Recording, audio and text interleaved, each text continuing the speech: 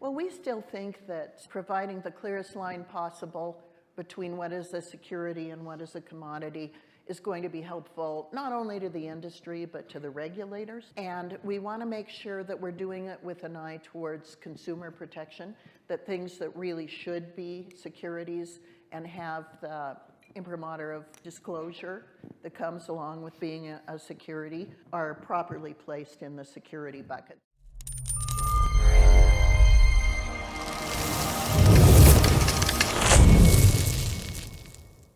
Everyone was telling me, I wasn't here last year, I was under the radar just walking around, that you predicted everything that was going to happen this year with Trump getting elected, digital assets committee, et cetera.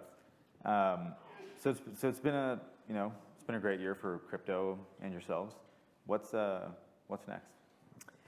Well, it's the difference between night and day from last year, policy-wise, to now.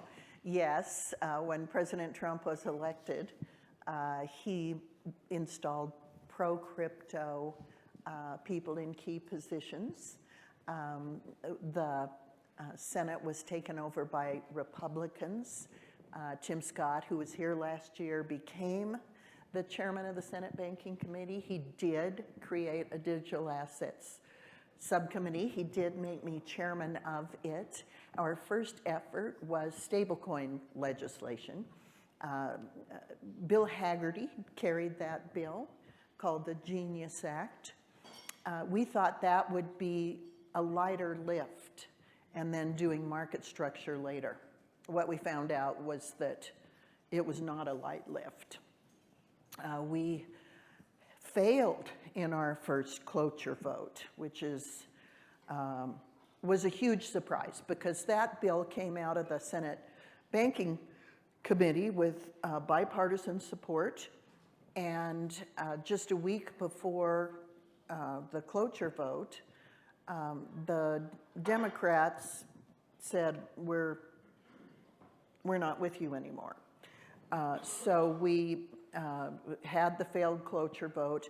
Thankfully, John Thune, the leader in the Senate, said, go try and work it out. Let's try and get this thing across the finish line. The president very much wanted that bill on his desk. So we spent days in windowless rooms going through hundreds of changes they wanted. Are windowless rooms in underground or above ground? They're both. And we were in all of them. But we finally were able to achieve enough revisions that were very small that the Democrats wanted to get a really solid vote on cloture and then final passage. The House then they wanted some changes, but the president very much wanted that bill on his desk before the July 4th break. So they put their changes in their market structure bill. So there's some changes to Genius that are in Clarity. Then they passed the Clarity Act, which is the House's market structure bill, and sent it over for us to consider. So on that note, what do you think timeline looks like for market structure? Okay, so we're working market structure right now. We started it immediately after we finished with same windowless rooms. Yes. Okay. Yeah, they're starting to look really familiar. And we also accepted a lot of feedback from the industry. I want to thank everyone who's here for taking the time to give us some good feedback. We got 3 bound volumes worth of feedback. And so we're working through that. So here's the plan. We go back to work in the Senate on September 3rd. We are working market structure with the goal of having it out of committee, out of the Senate Banking Committee by the end of September. And then the Ag Committee, the Senate Ag Committee, hopefully will work their part of it, the Commodity Futures Trading Commission part of market structure, through the month of October. And we will have market structure to the president's desk before the end of the year. I hope it's before Thanksgiving. So that's our goal. So we will have market structure done this year. And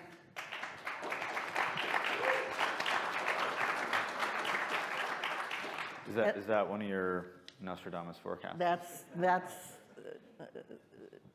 Lumadamus. Okay, Yeah. there we go. I like that name a lot, actually. I'll move on to another one. So you and Senator Gillibrand are working on the line between like security and commodity for many years. You're calling ancillary assets. How does this, in your opinion, provide more legal clarity? Well, we still think that providing the clearest line possible between what is a security and what is a commodity is going to be helpful not only to the industry but to the regulators. And we want to make sure that we're doing it with an eye towards consumer protection, that things that really should be securities and have the imprimatur of disclosure that comes along with being a security are properly placed in the security bucket. So it's a combination of the Howey test and protections for consumer disclosure. We think we've hit a nice sweet spot in terms of providing that delineation. The ancillary assets proposal from the Senate is not in the House bill. Mm-hmm. So here's what we're looking at procedurally. And the Senate is a procedural mess. So what we're thinking we will do, now this is where I go off Nostradamus and just tell you what we think is going to have to happen. We think we'll use the House Clarity Act as the base bill. We'll use as much of the changes that the House wants to the stablecoin bill and that they put in the Clarity Act. We want to try and keep those so that we honor the House's work. We also want to honor as much of the House's work as we can on clarity because they had a robust bipartisan vote. And we don't want to disrupt that very much. So we're going to use the Clarity Act as the base bill. Then we'll take the House bill, since there are at least 2 committees of jurisdiction that the Senate has to honor. We're going to do the securities work in the Banking Committee, the commodities work in the Senate Ag Committee, and then take that and do what we call a manager's amendment, which means that Chairman Scott and Chairman Bozeman will wrap our work product around the Clarity Act. And we'll vote on a manager's amendment. That becomes the Senate's product. So we're just sort of subsuming the House bill. So really, clarity will probably end up being what passes, but clarity as tweaked by. That sounds almost as complicated as tokenizing securities. It is. I can't believe how the Senate ties itself in knots unnecessarily. The Senate elevates form over substance, and it's part of the reason that we are hard to figure out, even for those of us who are in the room. Do you still think it's going to be called the Clarity Act? I don't know. I don't know. I like other names. Well, I hope it provides clarity. That certainly is one of the goals. And that the industry then will understand the rules of the road. The nice thing also is that we have regulators, several of whom you've heard from during this conference, who both understand and are apt to write rules that are clear. So you're not dealing with the SEC enforcement actions. You're not having to guess what rules and standards you will be held to. You will know. I really do think that Paul Atkins and his team are going to provide a lot of clarity. So we had, so we're working on market structure, stability for how we think about what the market's going to look like in the United States. But you guys in Wyoming have already done best-in-class laws on the forefront of digital assets. We moved our headquarters here. Thank you. Thank you. I love it. I love it. So on that note, the most important question is, So I live in Menlo Park, California now. It's like an expensive neighborhood. There's a lot of expensive neighborhoods here in Jackson Hole, Wyoming. Can you subsidize my house?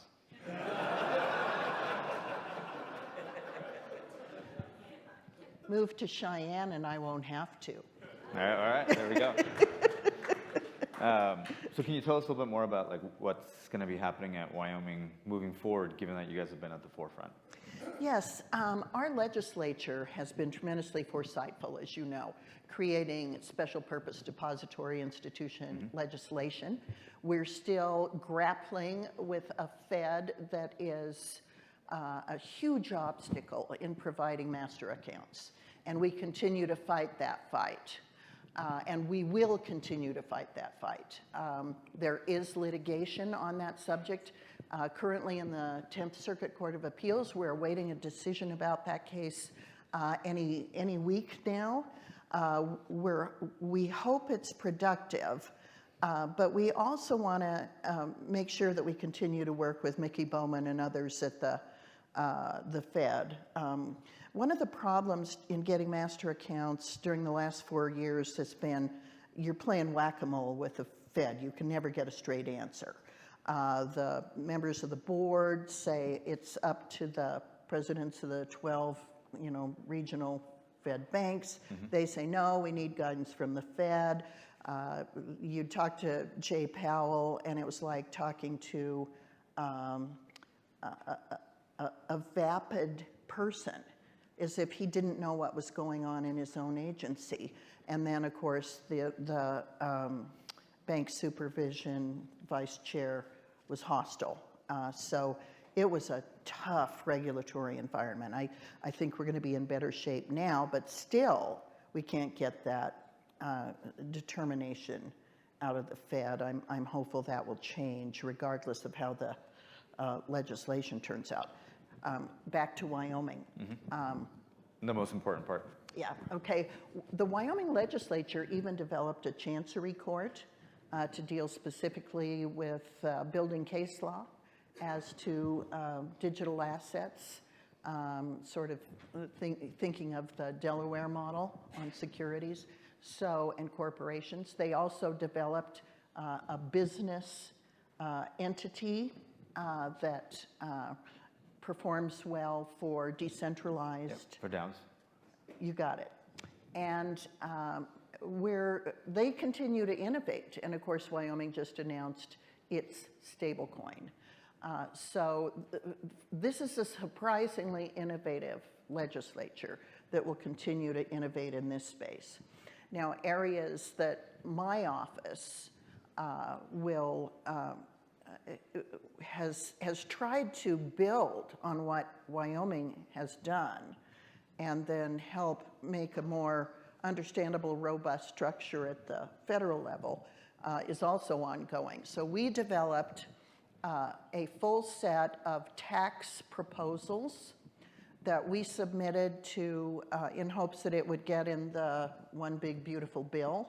It was our #1 priority. We thought it was in, and then we get to the day we're going to pass it, and it wasn't.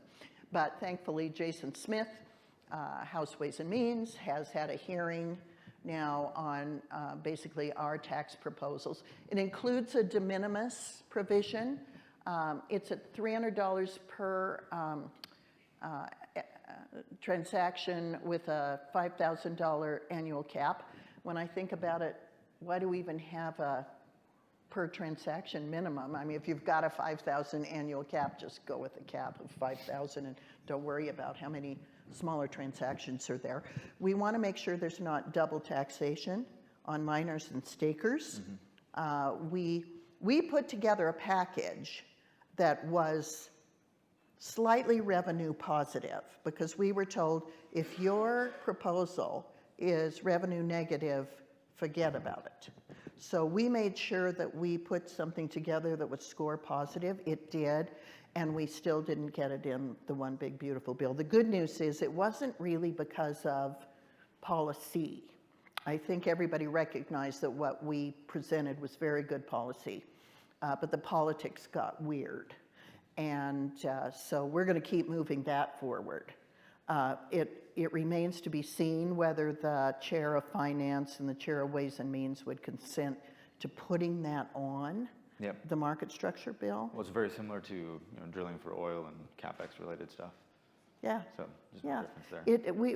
We think that we've at least laid before the Congress a proposal that's very consistent with other types of commodities and the manner in which they're taxed. So we hold high hopes for clarity on the tax side too. So we're way over time, but I've got 2 more important questions that I got to ask. One, do you own any crypto? Oh, I put my individually held stocks, which were very few, and the 5 Bitcoin that I owned in a blind trust because I was getting heavy criticism for owning Bitcoin and then advocating for it. Which exchange do you use?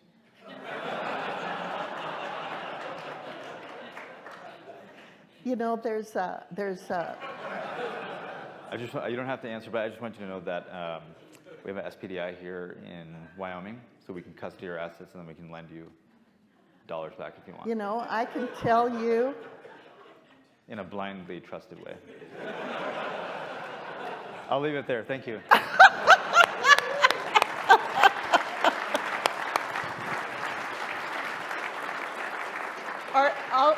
I'll say this to that. Arjun, you had me at hello.